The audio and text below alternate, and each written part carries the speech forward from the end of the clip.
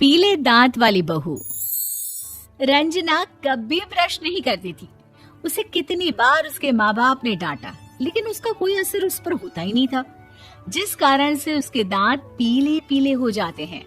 शादी के बाद अरे बहू, वैसे तो तुझ में कोई कमी नहीं है, पर तेरे दांत इतने पीले कैसे हैं बेटा?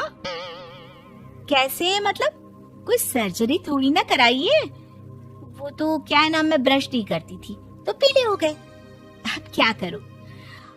आप कहें तो लाल करवा लूं या फिर काले? यार ये क्या है, क्यों माँ से लड़ रही हो? लड़ रही हूँ? अरे मैं लड़ रही हूँ या ये बोल रही है कि दांत पीले हैं, पीले। अरे तपस्या थोड़ी ना की है इन्हें पीले करने के लिए। बकायदा ब्रश नहीं किया है 20 साल तक, तब जाकर। छी, कैसी बात कर रही हो? ये उस वक्त तो पीले नहीं थे जब हम लोग तुम्हें देखने आए थे। अरे तब साफ करवा लिया होगा डेंटिस्ट के पास जाकर। अब देखो कैसे पीले पीले लग रहे हैं। रंजना सास की तरफ गुस्से से देखती है। फिर शुरू हो गई पीले पीले पीले। अरे पीले तो तब भी थे जब मेरे हाथ का रसगुल्ला उड़ा उड़ा कर खा रही थी और बोल रही थी, लड़की नहीं गुणों का खजाना दे रहे भाई साहब आप। खैर, अब वो लोग करते भी तो क्या करते, पीले दांत वाली बहू पल्ले पड़ी थी तो झेलना तो था ही। एक दिन कीर्तन में रंजना गाना गा रही थी। अरे कमला बहन, माँ का द्वार है, यहाँ तो सब शुद्ध होकर आते हैं, फिर अपनी बहू को ब्रश भी नहीं करवाती तुम। दूर से पीले पीले दांत भक्ति में बाधा उत्पन्न कर रहे हैं। अरे कोई 2 साल के बच्चे थोड़ी ना लेकर आई हूँ मैं बहू बनाकर। अच्छी खासी लड़की है, अरे कैसे करवाऊं ब्रश? ये तो उसे खुद करना चाहिए ना। अब माँ बाप तो इसके जैसे तैसे निपटा दिए, ये नहीं सोचा कि सास कैसे संभालेगी। सास बहू को लेकर घर आ जाती है, लेकिन सोच लेती है कि अब इसे लेकर कहीं नहीं जाएगी। अगले रोज बहू कहती है, अरे क्या हो गया, मंदिर नहीं जाना क्या? कीर्तन का वक्त हो रहा है। मेरी मधुर वाणी से कान्हा जी जागते हैं और सोते हैं। आप तो जानती है ना उनकी भक्ति में कितना मन लगता है मेरा। वो क्या है ना, तबीयत ठीक नहीं लग रही है मेरी, आराम करूंगी मैं। तबीयत ठीक नहीं लग रही? अभी तो मिथुन के गाने पर नाच रही थी आप, और अब बोल रही है कि तबीयत ठीक नहीं लग रही। अरे भक्ति में मन लगा लो सासू माँ, ऊपर जाना है, क्या मुंह दिखाओगी आप? हाँ? सास को बहू की बात पर गुस्सा आ जाता है। मैं क्या मुंह दिखाऊंगी, इसकी चिंता तो ना कर, समझी? अपने मुंह की चिंता कर, जो ये पीले पीले दांत लेकर हर जगह पहुंच जाती है। पता है लोग कितना मजाक बनाते हैं। ना जी ना, मैं नहीं जाना कहीं तेरे साथ। तो ये बात है। कोई ना, मत जाओ, मैं अपने कमरे में ही बैठकर भक्ति कर लूंगी। ऊपर वाला दांत थोड़ी ना देखता है, मन देखता है, भावना देखता है। और अरे बस बस, तू सब कुछ दिखा, बस ये सफेद चमकदार दांत ना दिखाना किसी को, है? जा यहाँ से। बहू को सास की बात का कोई फर्क नहीं पड़ता, वो तो जैसी थी वैसी ही रह जाती है। सुबह नहाकर किचन में खाना बनाना, फिर खाना खाना, कीर्तन भजन करना और सो जाना। एक दिन, माँ जी मैं सहेली के घर जा रही हूँ, शाम को लेट आऊंगी। हाँ हाँ तो जाना, मैंने कौन सा तेरी आरती करनी है घर पर बैठकर। रंजना सहेली के घर जाती है, जहाँ वो पार्टी में जाने की तैयारी कर रही होती है। अरे शिखा, कहाँ जाने की तैयारी कर रही है? मैं गलत वक्त पर आ गई क्या? अरे नहीं यार, उल्टा सही वक्त पर आ गया।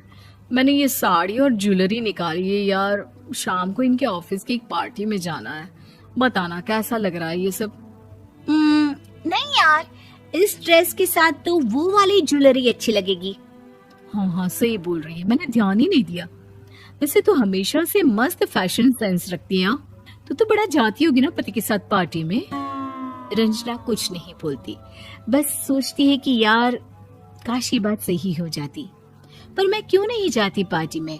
क्या इन लोगों की कोई पार्टी होती नहीं होगी?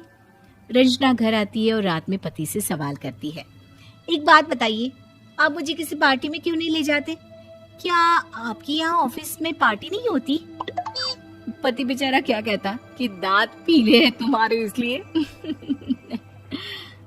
अरे कोई पार्टी होती नहीं हम लोगों के ऑफिस में, तो कहाँ से लेकर जाऊं? और मार्केट, मॉल, कहीं वीकेंड घूमना, कहीं तो। अरे यार, सारे हफ्ते में एक छुट्टी मिलती है, तो सोचता हूँ कि आराम ही कर लूं। क्यों? रंजना मन मार के रह जाती है। पहले कभी सास के साथ मंदिर जाया करती थी, लेकिन वो भी सास ने ले जाना बंद कर दिया। घर बैठी बैठी रंजना बोर हो जाती है।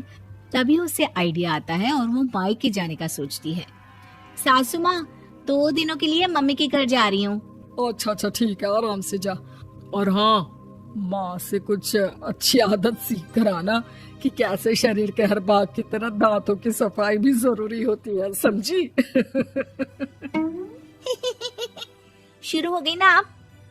वो लोग आपकी तरह नहीं है कि छोटी छोटी बात का बतंगड़ बना दे। उन लोगों के लिए मैं मायने रखती हूँ, ना कि मेरे पीले पीले दांत।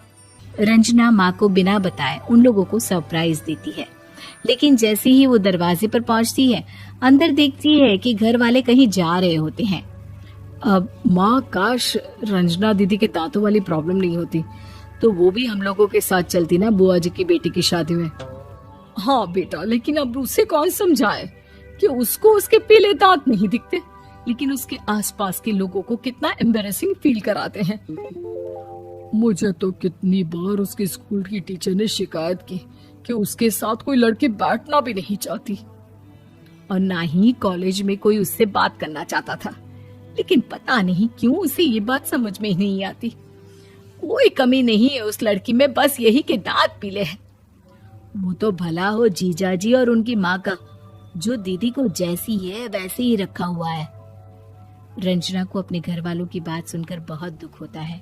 वो सोचती है कि वो क्या करे, लेकिन फिर वो सीधा डेंटिस्ट के पास जाती है, अपने दांत चमकाती है और कसम खाती है कि वो रोज ब्रश करेगी। अरे क्या हो गया? तुम तो 2 दिनों के लिए गई थी ना, पर कोई ना, अच्छा है, चलो आ गई तो। रंजना सास के सामने आकर खड़ी हो जाती है और पूरी स्माइल करती है, उसके चमकदार दांतों को दिखाती हुई। हैं? चले मंदिर? माँ, मुझे माफ कर दीजिए, मैंने आप लोगों को बहुत एम्बैरेसिंग फील करवाया। मैं आज से रोज ब्रश करूंगी।